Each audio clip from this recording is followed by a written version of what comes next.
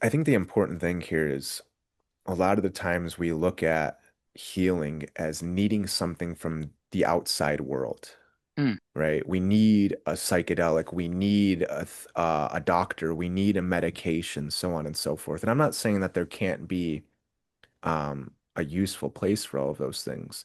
What I'm trying to say here is that the knowledge, the wisdom that knows how to heal, it's inside of each and every single one of us.